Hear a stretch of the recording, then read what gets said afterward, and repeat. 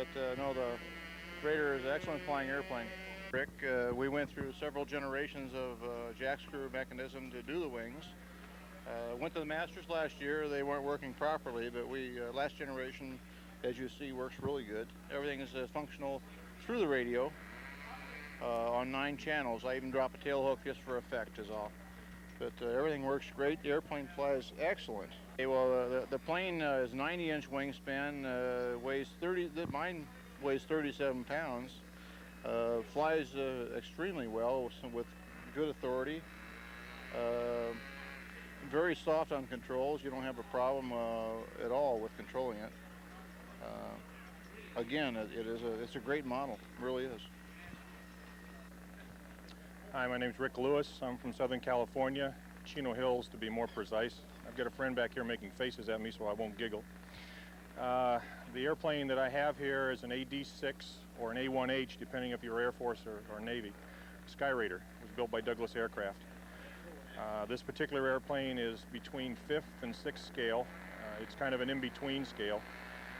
Reason for it, it was designed to use a Weber Bully engine and not, the airplane wasn't built and then looked for an engine. I had an engine I liked and then built the airplane to fit it. Probably the hardest part about it, and what I thought was going to be the easiest, was that of the wing fold mechanism. In fact, Gene and I had to do quite a bit of prototype work to get it working the way it does now. The best part about it and what I'm most pleased about is it's a good, stable flying airplane. If I had to pick a bad, in all cases so far, the airplanes have come out a little bit heavy.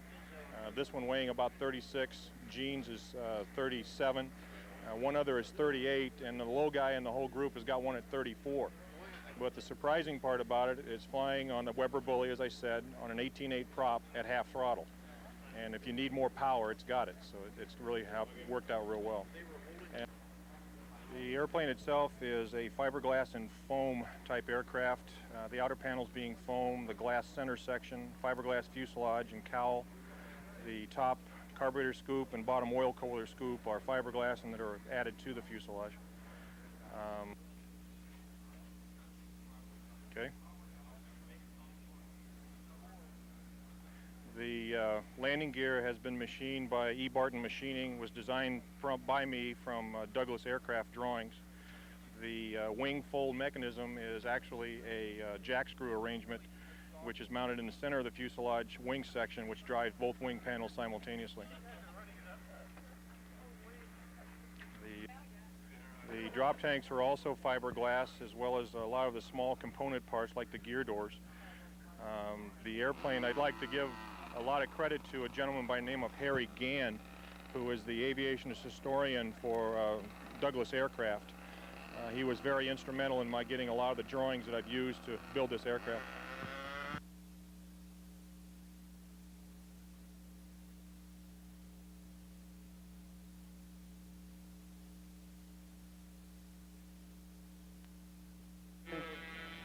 Hi, I'm Cliff Tacey.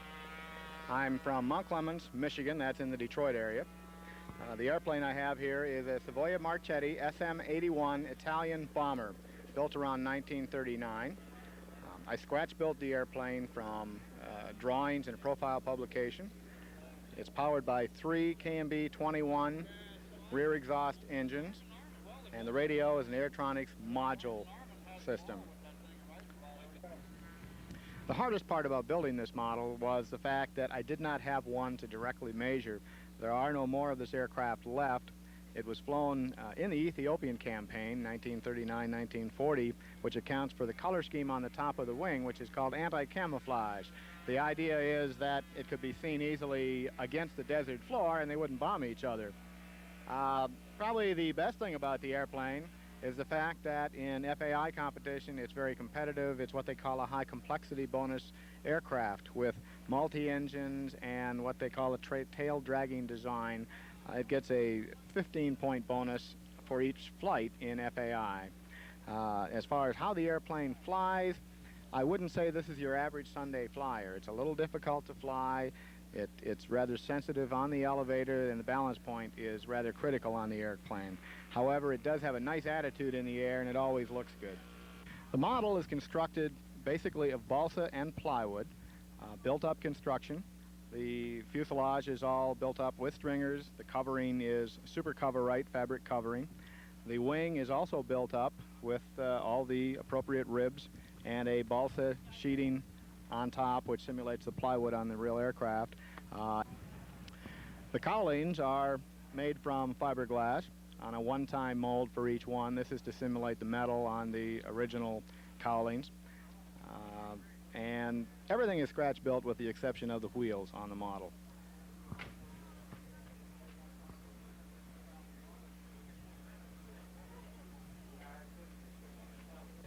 This is the bombardier compartment.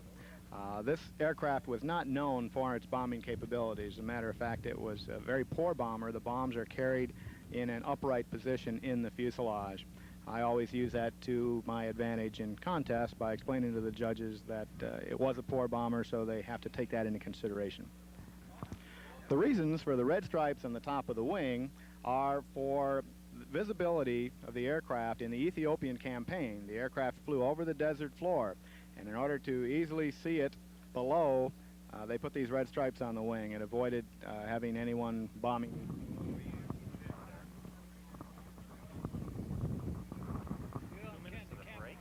How's that? Candid camera today.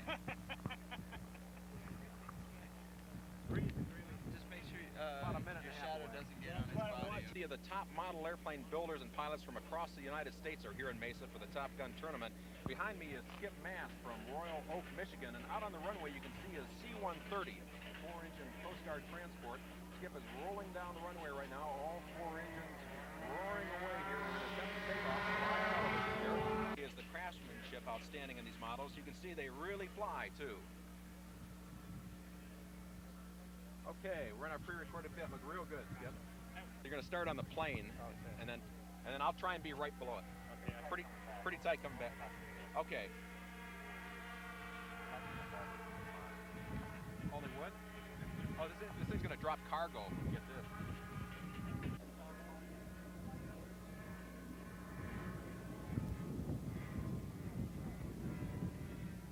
About 10 away. Watch me. I'll cue you. Fantastic model airplanes. Beautiful. Look great. Thank you. Good job. Thanks a lot. Hey, this is Bob Ruff, the Arizona Mile Aviators. I'm talking with Lem Clemens.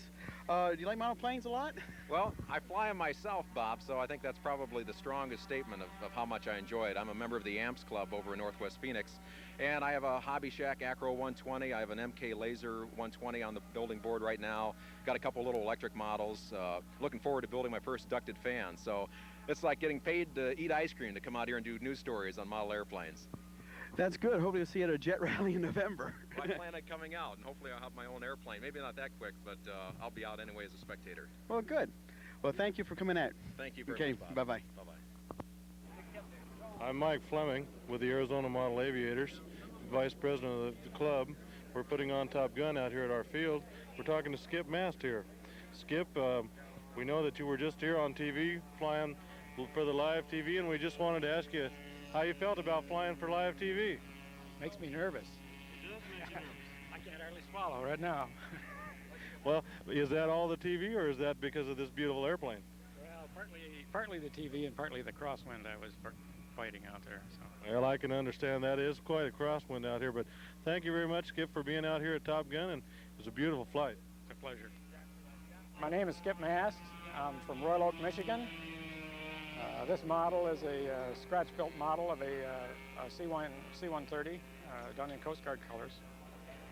It has a Airtronics radio, a CS7P. It has 4 engines.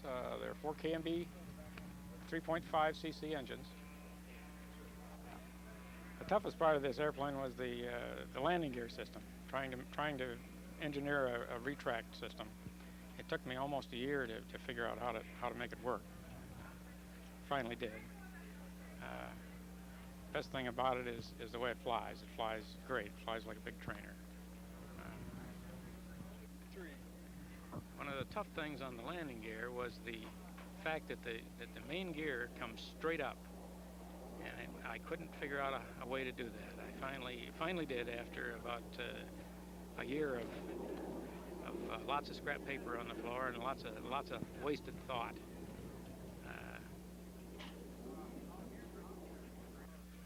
Everyone asks about the problems there is to start all 4 engines and get them running right. When everything is adjusted right, it's no problem at all. All 4 engines start usually no more than 20 seconds on each engine, and they're all running. The cockpit section is a fiberglass shell that I've made and inserted 23 windows made out of deuterate.